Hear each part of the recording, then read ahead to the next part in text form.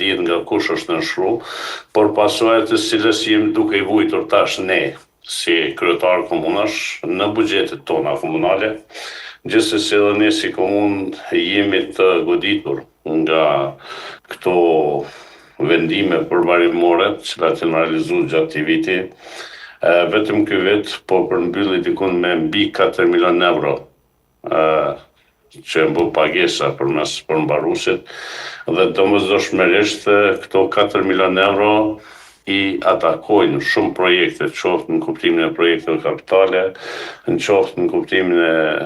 kodeve tjera buxhetore të shërbimeve madra, po dhe të tjerat, dhe sigurisht që kemi shumë projekte të cilat janë planifikuar ndoshta të ecin me një intensitet pak më të shtuar gjatë këtij viti, po për shkak të mjeteve buxhetore, operatorët ekonomik pak a shumë kanë ngesë realizuari këto projekte, dhe ajo që mund të themi që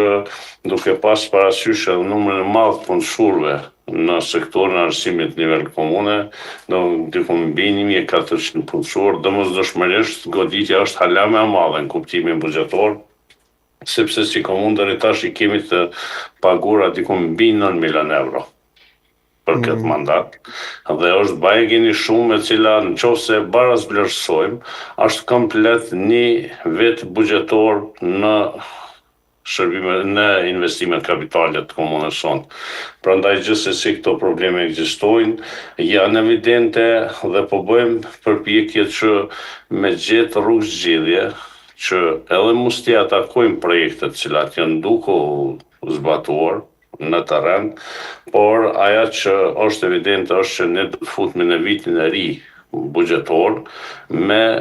borxhe, të cilat faktikisht do duhet t'i paguajmë borxhet të cilat nuk po arrijmë që t'i realizojmë këtë vit,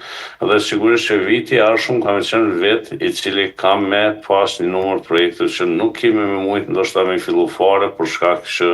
duhet me i pagu borxhet në cilat faktikisht i kemi për shkak të kësaj kontratës kolektive. Mirë, kam reagimin nga studio, natyrisht pyetje për tre kryetarët. Drenori është një asimir i pushtetit lokal. Drenori, cili është reagimi?